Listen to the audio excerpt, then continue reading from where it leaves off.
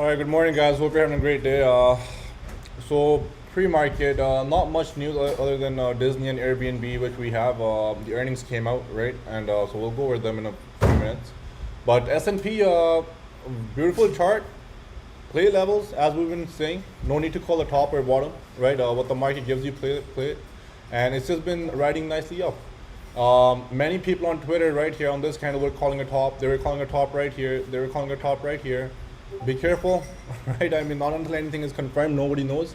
But for now, everything looks good. And notice how S&P SPY number, as we continue going up for the last 3 months, we started off with a number from right here, 416, and then it came to 420, then 424, then 434 was stayed there for quite a bit, and now the number is 442, right?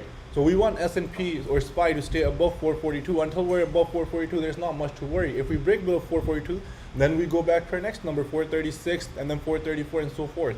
Okay. But for now, market bullish at all-time highs. How does your account look?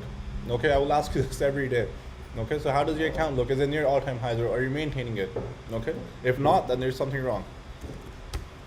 Triple Qs, beautifully holding. Right above 354, and now is holding well above 362.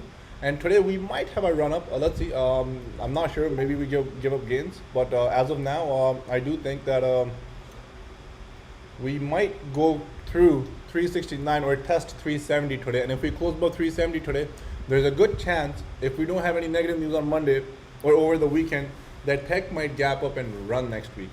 Okay, and then we have the monthly expiries next week as well. Keep that in mind also. Okay, so keep that in mind. For now, it's looking great, and if Qs run today, and then certain stocks like Amazon can make a nice move. Yesterday I entered a lotto butterfly, right? We hit the Mastercard, closed half the profits, letting some ride free, so I had a little cushion to play one more lotto possibly. Chose Amazon. First, it set the trend line that we spoke about. Okay, and now if we look at just this very basic support and resistance, forget the chart, forget everything, just a very basic support and resistance. Okay, is making that little channel right here where above 32.72 is trying to hold, and today it can easily go near 33.40 or 33.50. We can get that pop. If we do happen to get that pop, our butterflies will be up 400-500% right there. They'll be going for $7-8, and if Amazon closes near 33.40 around 3 o'clock, they'll be up 700-800%. Okay. Yesterday they went up about 20-25%. On that one pop. Obviously, lotto I don't close for 20-25%. I'm looking for a lot more. So today, if we do get the pop on Amazon towards 33.25ish, 33.30ish, butterflies will be up more than 100%. So manage.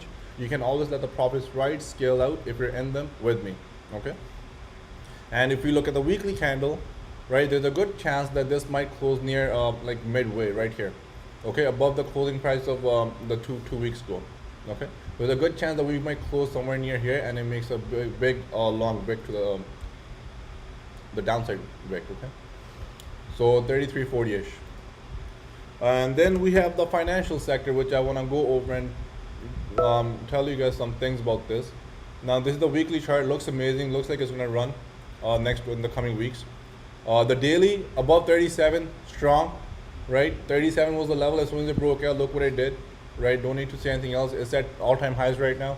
But here is ran quite a bit. Does it run again today, or does it consolidate for a bit? No idea. It can obviously squeeze up today, but you want to be careful playing certain financials.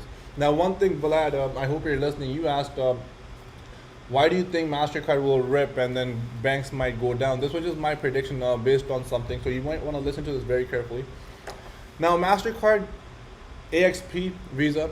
Right, and then there's Goldman Sachs, Bank of America, JPM, Morgan Stanley. Now there's a small difference between these things. One is banks, one is credit services. They're both part of the financial sector. The sector, they belong to the same sector, which is the financial sector. But within that sector, there's industries now. There's banks industries, right? They're diversified, they're capital markets, but then now we have MasterCard and Visa, which are credit services. Okay, they're two different industries. Sometimes money rotates out of both of them. Sometimes they will run at the same time. Sometimes they'll take breathers. Banks for many months. So if we look at if you guys are looking at XLF to play Mastercard, you're on the wrong tips. Mastercard is not even part of XLF, I think, in the holdings. Okay, so that's number one. So know what index is holding what. Now Goldman Sachs, if we look at the monthly chart, For many years, this stock just went sideways. There was no movement for many years. All right. Now we look at MasterCard. Nice uptrend on the monthly. So how are you going to compare MasterCard credit services with the banks? There's no correlation between those two stocks. They're both part of the financial sector, but the services they're both different. Okay. So know these things. And now, if we go on the MasterCard daily chart, the last few days, this is one stock that we all follow closely, right? We played a lot. They just give me one sec. I didn't hear what you said, bro. So MasterCard was on a downtrend from 390 came to 360 in the last few days. Okay, and now Goldman Sachs in the last few days it ripped. So sometimes when we look at XLF, many people mention the group or MasterCard. No, they're both different. You guys need to understand these things. Okay, look at what XLF is holding. Maybe they might have a small percentage of MasterCard, but I don't think they're holding. They are holding AXP though. I know that for a fact. They have AXP. I'm not sure if XLF Holdings has MasterCard in it. They hold a very small portion of MasterCard, AXP, and Visa. So very small. All right, so very small. Now, Goldman Sachs ran a lot. It ran from 380 to 415, which is a very nice move. And yesterday, it made a little toppy action. Today, maybe it rips up again. I have no idea. Or it might just consolidate. But MasterCard needs, if it holds this support, there's a good chance that it runs. Okay? Now, going back to a lotto, why did I enter the lotto? So this is just a different way of thinking. Glad I hope that makes sense, right? Now MasterCard on the hourly, why did I say by 3 o'clock if it overtakes 362 that we might have a run up? Now forget the monthly chart, forget the weekly chart. For that lotto, I'm only looking at the short-term time frame, which is the next 8 hours. Okay, so we bought the lottos at around 2 o'clock, I believe, and they expired today, so we have another total of 9 hours of trading. All right, and plus it's the second week, so there's no point of me zooming out of the chart, okay, to try to look at the monthly or anything. Maybe the weekly I can look at, but not the monthly. Okay, monthly you only look at during the last week of expiry if you're playing lottos, or in the first week when you're trying to go long. Okay, during the monthly candle doesn't really matter much unless you're going for leaps. So MasterCard here on the hourly chart. Now you guys want to listen to this technically when you try playing lottos, right? This is the 9 a.m. candle, 9:30, 10:30 you can say, right? And then this is the next hour. Then here's the 2 o'clock, and this was the 3 o'clock candle, 2 to 3 right here. Okay. Now the entire morning MasterCard was getting rejected where? Right near 362ish. This range right here. Okay, it was not able to go above it. Okay, they kept selling it right here in this zone. And then by 3 o'clock, what mattered to me was, can MasterCard overtake all these morning prices where it kept getting rejected? Can it close above 362? Can it show demand there, right? And it did. And guess what? We got that short-term move. I was playing on the hourly candle, right? We were playing the hourly action. We got the calls at 50 cents. We got the 100% move right there. It only took, I think, 1 or 2 candles, 5 or 10 minutes. That's it. And within those 10 minutes, I took half my trade off, which made my position free now. Okay. And today is likely that it can possibly run. Now let's go on the daily chart. What can happen, right? So that was the hourly. So let's go on the daily chart. What exactly can happen here?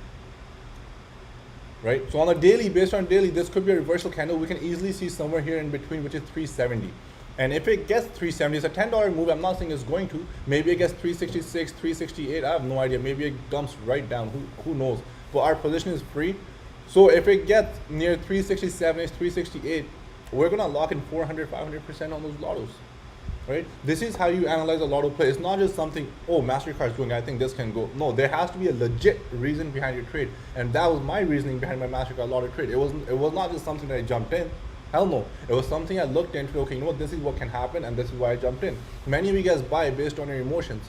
Most of you guys that you guys enter positions is based on your emotions. Don't do it. There has to be a legit reason. Okay? So that was the MasterCard trade. And next, Disney. Why did it rip pre-market? Their earnings were great. Now, one thing that I think mattered the most, with Apple, Disney, Amazon, one thing that always matters is the number of subscribers that they get. Disney announced great number of subscribers. So I made some notes on earnings. So Disney subscribers were 116 million compared to what the analysts were expecting, 114 million. Okay, so that was good. And then their parks, the reopening plays, since last year they've been in profits for the first time since the pandemic. Okay, So and their outlook wasn't bad. So let's see. With the pandemic, obviously a lot of things can change. But their numbers were great. Their comments were good. Airbnb on the other side also beat earnings. Their revenues were good, but then they made one comment which was, "Oh, Delta variant. We don't know what that might do."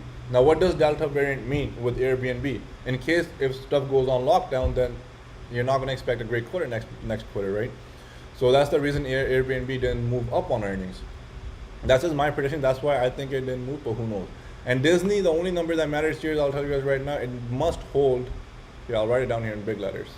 It has to hold 186 for continuation. 186 hold is a must. Okay. And today's Friday. Maybe they take this up all the way towards 192, 194. It can rip up. Who knows? Or maybe they sell it on the news for Delta. We don't know. Okay. But the Disney was given to you guys. If you guys remember, for on Friday, I did mention that there are two charts coming up, and Disney was one of them. If you remember, you can go back on Monday pre-market live, and this chart was given to you. I didn't play it. I have my other positions, but this was given to you guys. That Disney is one that can move right here. Okay. So this is from Monday pre-market. So congrats if you played and you held, right? Many times we'll give you guys plays, but that does not mean that we have to jump in, right? We're very disciplined. We only have so many positions. But if Disney starts getting valued as Netflix, it's going to Okay, so there you go. So Albie also made a comment. If they do get valued like Netflix, who knows? Disney will start. They already do produce, but they might take more of Netflix share. Okay, and last chart, Tesla. Weekly looks amazing. We can definitely see 740 today, right? It could be a great lotto play. Obviously tech can fail. I'm not, but here, what you want to see here now, this reminds me of Snow Action, right? This was a trade in the making. It took many days, and here, Tesla is likely to rip up here. If it fails here, right? Maybe next week we'll get more chances. But Tesla, the more head it bumps with 720, the bigger the move is about to be. The first stop will be 750 in my opinion. And today the 720 calls can go up 700,000% easily on Tesla. 700,000? 700 or 800%. The 730 calls. So keep an eye. A great lotto day, right? I'm gonna manage my MasterCard, see how that looks, and see what Amazon gives me, right? Because if they run, then I'm already in my positions, right? I'm not gonna rush into too many trades. Manage. Ford. I'm not gonna go over Ford just now. We bought the 2023 Leaf. I'm not even gonna talk about this for many days unless we get the move and I scale out. That's a different story. But let's talk about this in a few weeks. Okay, it's a leap play. Learn patience. All right, guys. 723 Endure Coffee. We'll see you guys in the chat. And Discord is free, open all day. If you're a free member listening, ask questions and just see how we work. Thank you. Don't ask questions.